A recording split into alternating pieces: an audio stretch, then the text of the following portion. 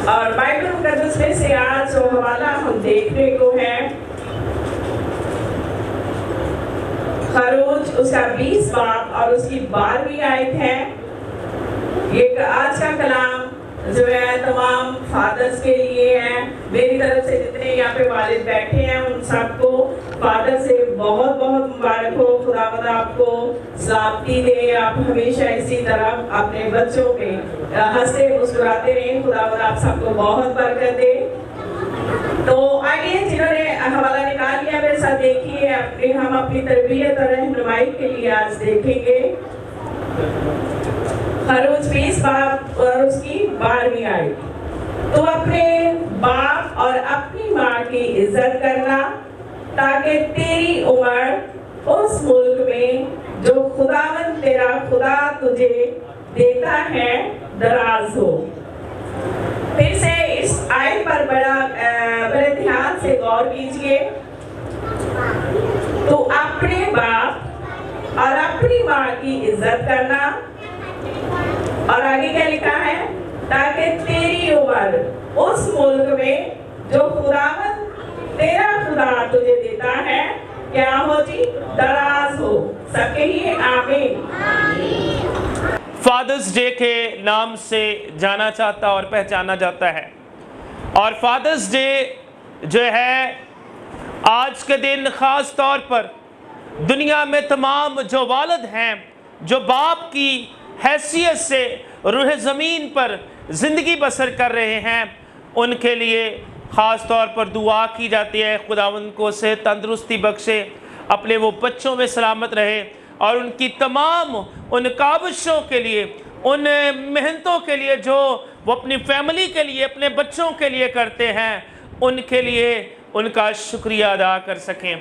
तो आज का दिन फादर्स डे है और जैसे अभी खुदा की खादमा ने भी जितने यहाँ पर वालिद बैठे हैं, बाप बैठे हैं, उनको विश किया है, तो मेरी तरफ से भी एक बार फिर से अबंडेंट लाइफ टीवी की तरफ से, हाउस ऑफ चैंपियंस चर्च की तरफ से जो मुझे टीवी पर देख रहे हैं, उन सब को भी अबंडेंट लाइफ टीवी और हाउस ऑफ चैंपियंस चर्च की तरफ से फादर्स डे बहुत बहुत मुबारक हो। अगर यहाँ कोई बैठा है तो वापस जवाब भी आना चाहिए। क्या हाल है? आपको भी मुबारक हो। ओके जी, गॉड ब्लेस यू। और मैं खुदावंद का शुक्रिया अदा करता हूँ क्योंकि बाप होना जो है एक बहुत बड़ा एजाज़ है और बाप होना खुदा की तरफ से एक बहुत बड़ा प्रिविलेज है, एक बहुत बड़ा हक है जो खुदा अपने लोगों को देता है। हर एक शख्स बाप नहीं हो सकता, हर एक शख्स क्या है, बाप नहीं हो सकता। कुछ लोग ब्याह करने के बाद भी बाप नहीं बन पाते और बाप होना खुदा की सिफात में से, एट्रीब्यूट्स ऑफ गॉड जो है उनमें से एक सिफ्त है। एक खुदा की सिफ्त बाप होना भी है। आमीन। और खुदा ने अपने आप को, खुदा ने अपने आप को बाप की सूरत में हम पर जाहिर किया, अपने आप को हमारे साथ मुतारिफ करवाया, इंट्रोड्यूस करवाया। और यूहन्ना उसके पहले बाब में लिखा है कि बाप को यानी खुदा को किसी ने नहीं देखा, लेकिन इकलौता बेटा जो बाप की गोद में है उसी ने उसे क्या किया है, जाहिर किया है। मेरे अजीजों, खुदा बेशक बहुत सी कौमों का खुदा है। गौर से सुनिए, खुदा बेशक बहुत सी कौमों का खुदा है, लेकिन मेरे अजीजों वो मसीहों का खुदा भी है और वो मसीहों का बाप भी है। जोरदार तालियां, हालेलुया। खुदा कौमों के लिए खुदा है, लेकिन खुदा मसीहों के लिए खुदा भी है और बाप भी है। मेरे अजीजों, ये बाप का मुकाशफा सिर्फ और सिर्फ बाइबल मुकद्दस हमें देती है। और कोई मज़हब में जो है खुदा को बाप नहीं कहा जाता, क्योंकि वो कहते हैं कि ये कुफर है। और मेरे अजीजों, बाइबल मुकद्दस के मुताबिक ये जिंदगी का मुकाशफा है। खुदा सिर्फ खुदा ही नहीं है, वो मेरा और आपका, हम सब का बाप भी है। मेरे अजीजों, हम उसको बाप कहकर पुकारते हैं और सब चीजें उस में से निकली हैं, और सब चीजें उसी में से निकली और उसके कलाम के वसीला से तख्लीक हुई हैं। उसके कलाम के वसीला से क्या हुई हैं? तख्लीक हुई हैं, क्रिएट हुई हैं।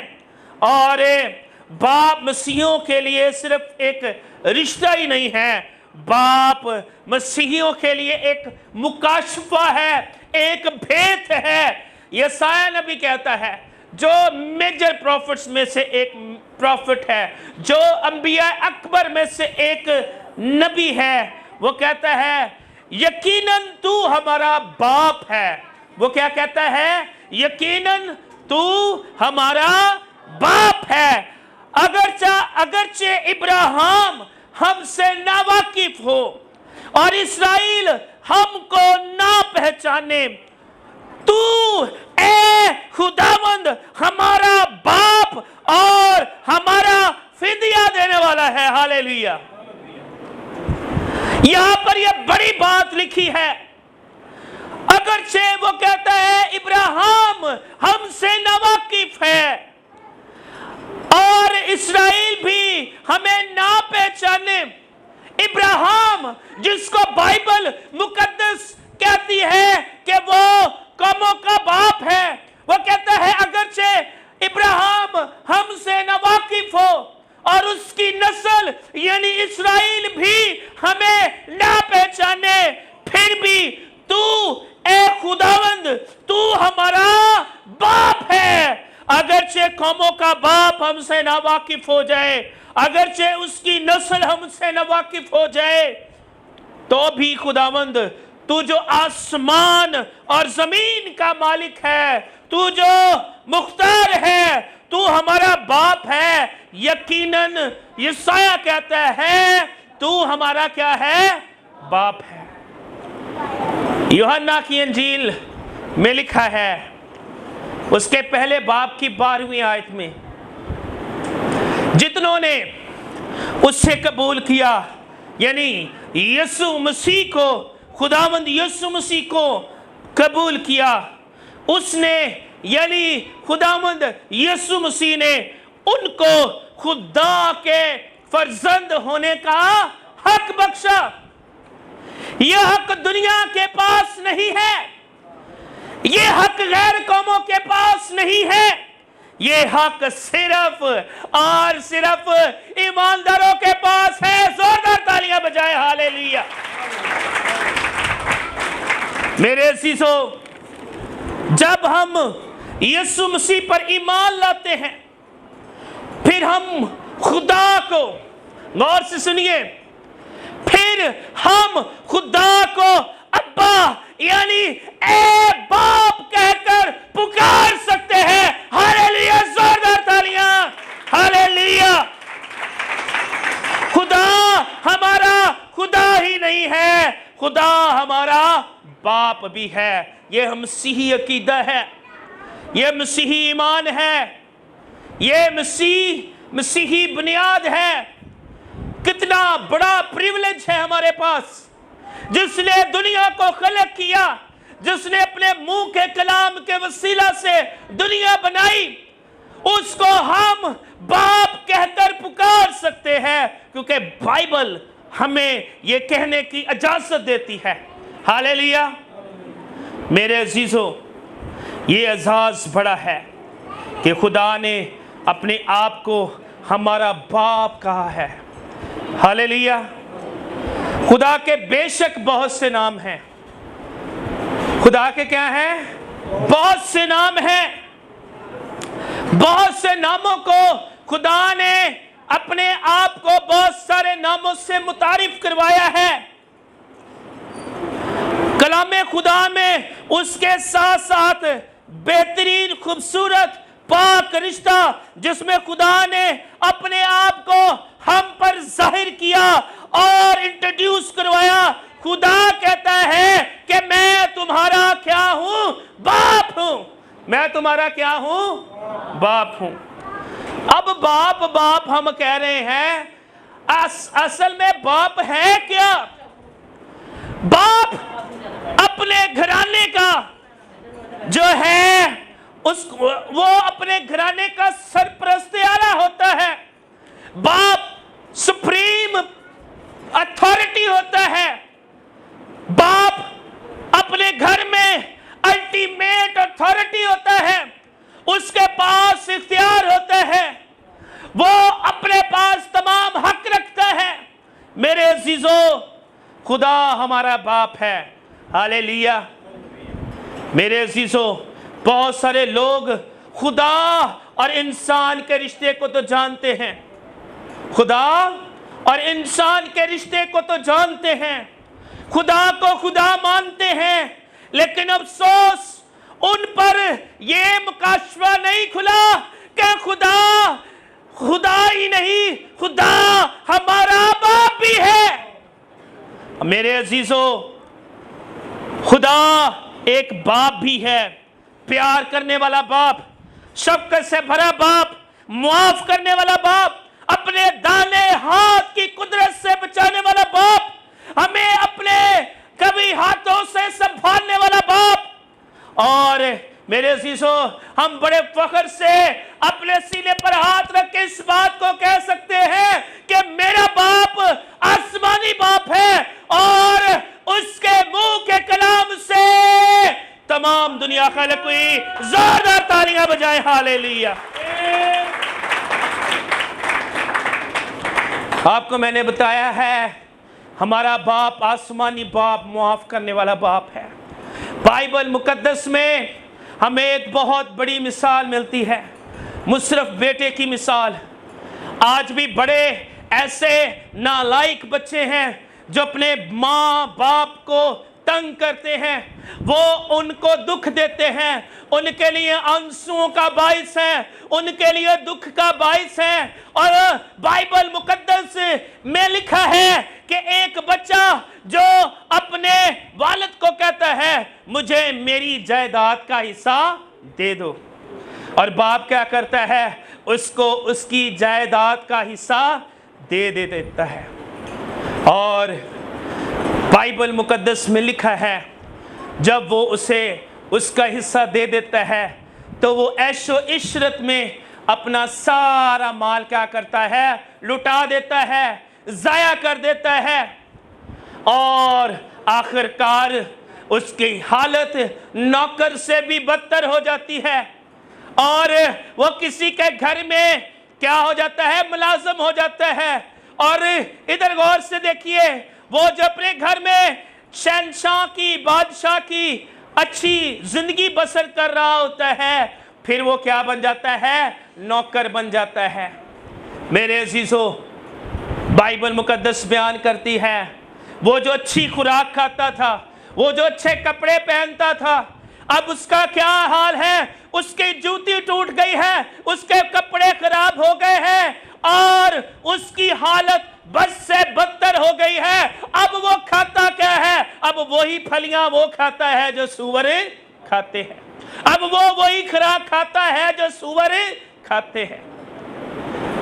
क्या हालत हो गई है, बाप से जुदाई, बाप से बेवफाई, बाप को रुलाना, बाप को दुख देना उसकी जिंदगी में अजाब बन जाता है। लेकिन फिर उसे ख्याल आता है कि मेरा बाप इतना भी बुरा नहीं है, मेरा बाप इतना भी बुरा नहीं है कि अब मैं वापस जाऊं और वो मुझे गले ना लगाए। और बाइबल कहती है कि वो जाता है अपने बाप के पास, वो जाता है अपने बाप के पास और उसका बाप उसे देखकर फौरन अपनी बाहों को क्या करता है? खोल देता है। वो अपनी बाहों को खोलता है और जल्दी से अपने उस बेटे को अपनी बाहों में लेता है और जार जार रोता है और उसकी हालत को देखकर अफसोस करता है और फौरन अपने नौकरों को बुलाता है कि इसकी पोशाक को चेंज किया जाए और इसको अच्छे जूते पहना जाए और इसके लिए अंगूठी मंगवाता है ताकि इसे दोबारा से अंगूठी पहनाई जाए। अंगूठी हम जब पाक निकाह की रस्म में देखते हैं तो लड़का और लड़की जो के बतौर बीवी और शौहर के एक दूसरे को अंगूठी पहनाते हैं, वो अंगूठी एक अहद का निशान है।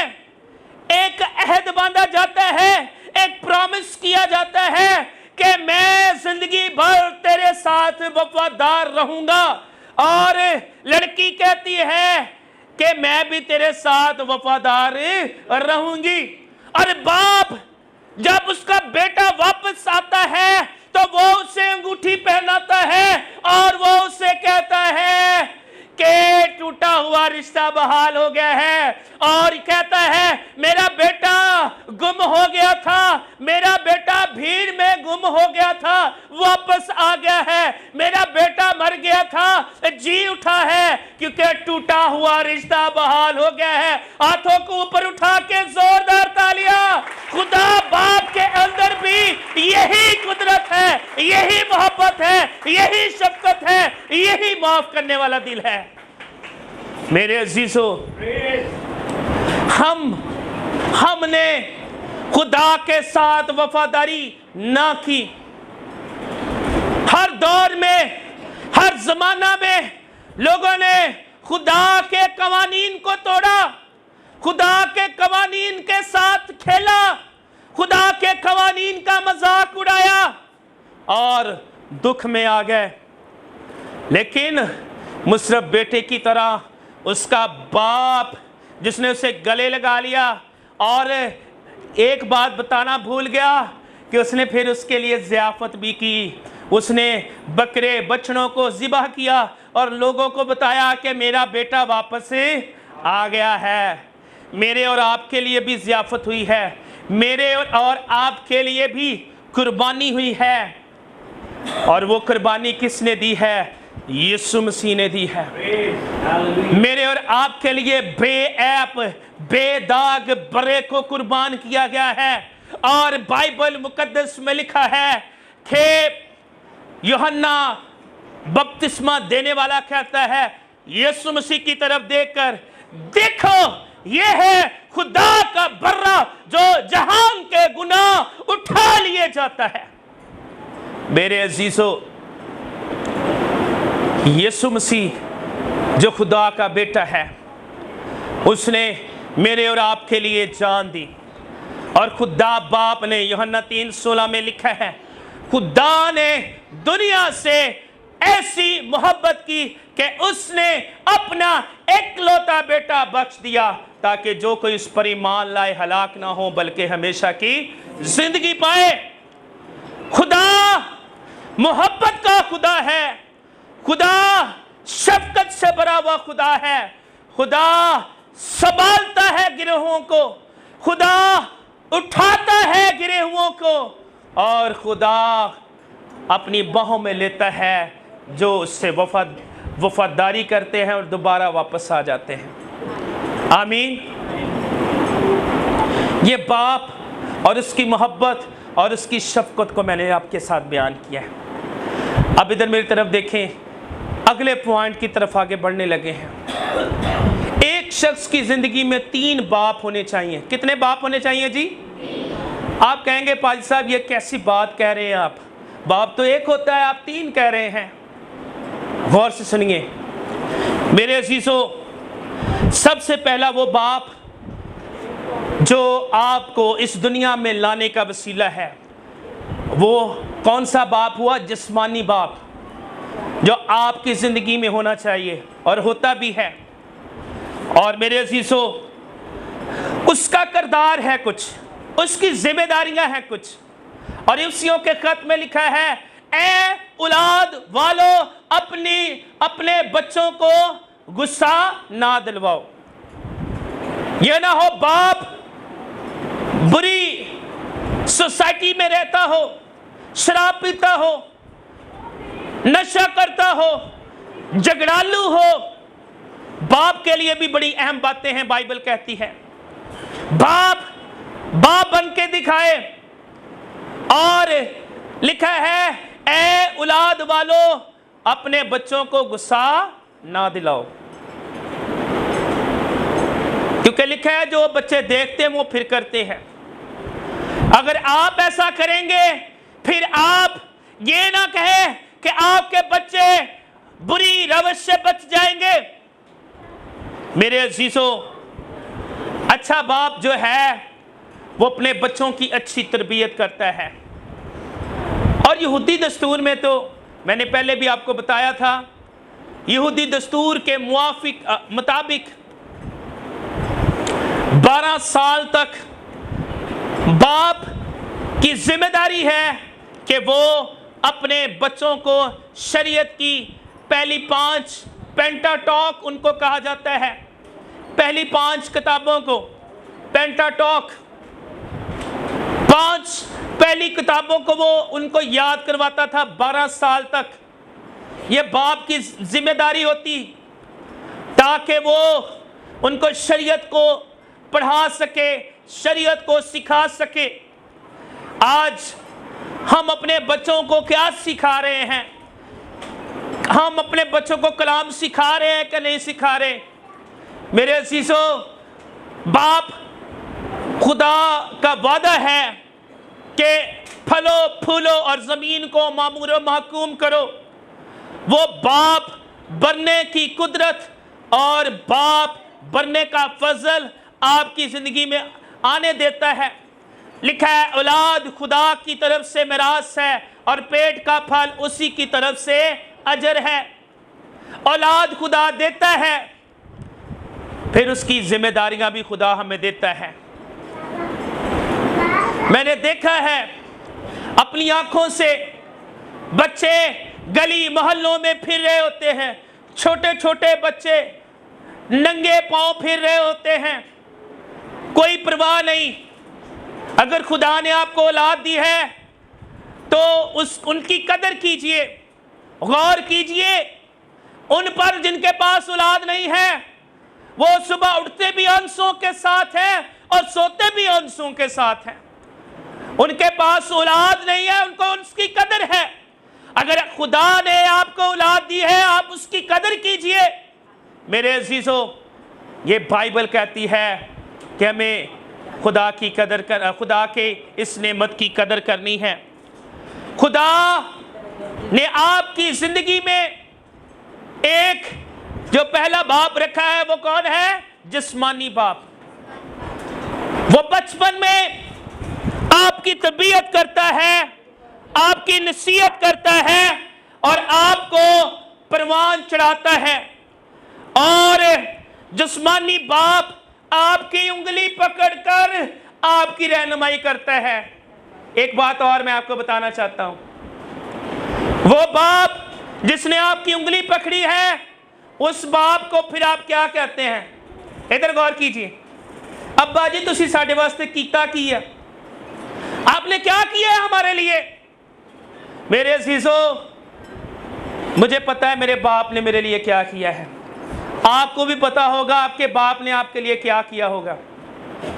वो जब सुबह उठता है तो वो जिम्मेदारी के साथ अपने फराइज को निभाता है। वो काम करता है, मेहनत मजदूरी करता है। किन के लिए? आपके लिए।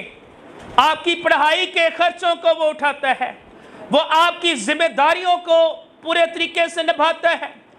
कोई भी शादी ब्याह आ जाए, कोई भी ईद आ जाए, क्रिसमस आ जाए, वो आपकी क्या करता है? जिम्मेदारियों को निभाता है। अगर 5 बच्चे हैं, एक बाप उनको पालता है। लेकिन इधर गौर कीजिए, इधर लेकिन 5 बच्चे एक बाप को पाल नहीं सकते। छोटे होते कहते मेरा डैडी, मेरा पापा, मेरी मां, ते बड़े हो गए तेरा पापा, तेरी मां, तुसी सांभो। आप इनको अपने पास रखें। पापा को फिर हम, जैसे रेलगाड़ी कराची से जो है वो इस्लामाबाद का सफ़र करती है, मामा पापा कभी इधर जा रहे हैं इस बेटे के पास, कभी इस बेटे के पास, कभी इस माँ इस क्या कहते हैं बेटी के पास जा रहे हैं। इसका क्या मतलब है? इसका मतलब ये है कि हम अपनी जिम्मेदारियों को भी भूल गए हैं। अगर वो अपनी जिम्मेदारियों को बचपन से बड़ा आपको करते हैं तो आप ज़रूर। और एक और बात, कभी उनको ये एहसास ना होने दें कि उनके बच्चे उनकी फ़िक्र नहीं करते। हर शादी ब्याह में या जब भी कोई फंक्शन आता है, सबसे पहले उनको कहें, आपको उनसे पूछे आपको क्या चाहिए, और उनको ज़रूर उनकी ज़रूरत को पूरा करें। उनकी पॉकेट कभी खाली ना होने दें। यकीन माने, अगर आप उनकी पॉकेट में पैसे रखेंगे तो खुदा कभी आपके खजानों की कमी ना होने देगा। आपके मटके हमेशा भरे रहेंगे। और पांचवा हुक्म भी यही है कि तू अपने बाप और अपनी माँ की इज्जत कर। फिर क्या होगा? इसके साथ वादा है कि जिस मुल्क में तू रहता है खुदा तुझे उम्र की दराजी बख्शेगा। खुदावंद आपको हर एक बरकत देने की कुदरत रखता है। मेरे अजीजों, ये पहला बाप है जिसके बारे में मैंने आपको बताया है। अब दूसरा बाप कौन सा है? पहला बाप आपको क्या करता है? दुनिया में लाने का सबब है। और दूसरा बाप आपका रूहानी बाप होना चाहिए, स्पिरिचुअल फादर। वो बाप क्या करता है? उसकी क्या जिम्मेदारी है? वो बाप आपको दुनिया में से निकाल कर खुदा की बादशाही में शामिल करता है। वो बाप जो आपको दुनिया से निकाल कर खुदा की पहचान करवाता है। और वो बाप कौन होना चाहिए? आपका पासबान होना चाहिए, आपका पास्टर होना चाहिए, आपका चरवाहा होना चाहिए, और आप उसकी बेड़े होने चाहिए। आमीन। आपका रूहानी बाप कौन है? आपका पासबान होना चाहिए। आपका पासबान सिर्फ पासबान ना रहे। आप जिस नज़र से आप अपने पास्टर को देखेंगे, आप वही बरकत रखेंगे। और मेरे स्पिरिचुअल मेंटोर हैं, और उन्होंने मुझे सिखाया, अमेरिकन है वो, और मुझे कहते कि आप जिस नज़र से अपने मेंटोर को देखेंगे वही बरकत पाएंगे। अगर आप पास्टर की नज़र से देखेंगे, पास्टर की बरकत पाएंगे। अगर आपके पास्टर को खुदावन ने अपोस्टल की नेमत दी है, क्योंकि लिखा है खिदमतें तो तरह तरह की हैं। प्रॉफिट की देखे खुदावन जो है, उसकी जो खुदावन ने जो नेमतें दी हैं, जो मेंटोर में बरकत है वही बरकत फिर आप में आएगी। जो आपके रूहानी उस्ताद में बरकत है वही बरकत आपके अंदर आएगी। आमीन। तो आपका पासबान आपके लिए बाप की हैसियत रखता है। एक बाप के बगैर आप कभी भी, ये जो बाप है, आप कभी भी मसीहत में ग्रो नहीं कर सकते, मसीह में बढ़े नहीं सकते। एक बाप, इस बाप की आपको क्या है? जरूरत है। और ये आपका रहनुमा है, आपका हादी है, और आपका उस्ताद भी है। पहला बाप कौन सा है? जिस्मानी बाप। दूसरा बाप कौन सा है? रूहानी बाप। अब मुझे बताएं तीसरा बाप कौन सा है? आसमानी बाप। जोरदार तालियां बजाएं उस बाप के लिए। तीसरा बाप कौन सा है? आसमानी बाप। और पहले मैंने अभी आपको बताया है, यूहन्ना की इंजील उसका पहला बाप और उसकी 12वीं आयत में लिखा है कि जितनों ने इसे कबूल किया खुदा ने उनको अपने फर्जंद होने का हक बख्शा। पालूस रसूल, जो रसूल आज़म है, वो कहता है कि रूह कुद्दस जो हमारे अंदर है, रूह कुद्दस जो हमारे अंदर है वो हमें तौफीक बख्शता है, वो हमें सिखाता है, वो हमें बताता है कि हम खुदा को अब्बा यानी खुदा बाप कहकर पुकार सकते हैं। हालेलुया। खुदा पाक रूह के लिए जोरदार तालियां बजाए। खुदा का पाक रूह हमारी रहनुमाई करता है, हमें तौफीक बख्शता है कि हम खुदा को अब्बा यानी खुदा कहकर पुकार सकते हैं। आज फादर्स डे है, जरूर है कि आज अपने वालिद को उनके लिए दुआ करें। और आज का दिन मेरे लिए और हमारी फैमिली के लिए शुक्रगुजारी का दिन भी है, लेकिन आज हम एल्डर साहब को, एल्डर सैमुअल साहब को मिस कर रहे हैं। कल हमने जब अबंडेंट लाइफ टीवी के टॉक शो की जब रिकॉर्डिंग की, हमने उसमें भी उनको डिस्कस किया कि एल्डर साहब की खिदमत के लिए हम खुदा का शुक्रिया अदा करते हैं। और जब हमारे पास ये चर्च नहीं था, जब ये सारा सेटअप नहीं था, उस वक़्त एल्डर साहब की बहुत मेहनत है। सब कुछ बना बनाया मुझे मिलता था, सब कुछ तैयारी, घर में भी और यहाँ पर भी। खुदा का खादिम खुदा से प्यार करने वाला था, खुदा से मोहब्बत करने वाला था। और मैं और हमारी सारी फैमिली और आप, हम इस बात का ईमान और यकीन रखते हैं अब वो खुदा के जलाल में शामिल है। और आज हम उनको भी आसमान पर वो हैं, उनको यहीं से फादर्स डे कहते हैं कि खुदावंद आपको बाप इब्राहिम की गोद में और इसी तरह से खुदा के जलाल में इसी तरह से आराम की जगह अता करें। तो जितनों के पास बाप हैं, जितनों के पास हैं, ज़रूर उनकी वो कदर करें, क्योंकि ये नहीं मिलते। इनका कोई नेमुल बदल नहीं है, कोई इनका स्टैंड बाई नहीं है। जैसे बिजली चली जाती है, हम जनरेटर चला लेते हैं, यूपीएस चला लेते हैं, सोलर सिस्टम चला लेते हैं, लेकिन बाप की जगह पूरी ज़िंदगी खाली रहती है। कोई आपके बाप की जगह नहीं ले सकता, कोई आपके माँ की जगह नहीं ले सकता। बहुत सारे आपके साथ रिश्ते और जुड़ जाते हैं, हम उनके लिए खुदा का शुक्रिया अदा करते हैं, उनकी मोहब्बतों के लिए, उनकी हमदर्दियों के लिए। लेकिन बाप की शफ़क़त और माँ का प्यार कोई और नहीं दे सकता। बाप हमेशा ये चाहता है कि मेरा बच्चा मुझसे ज़्यादा आगे निकले, वो चाहता है वो मुझसे ज़्यादा तरक्की करे। और मेरे वालिद ने, वो एक ड्राइवर थे, लेकिन उन्होंने मेरे लिए बहुत कुछ किया, दिन रात मेहनत की।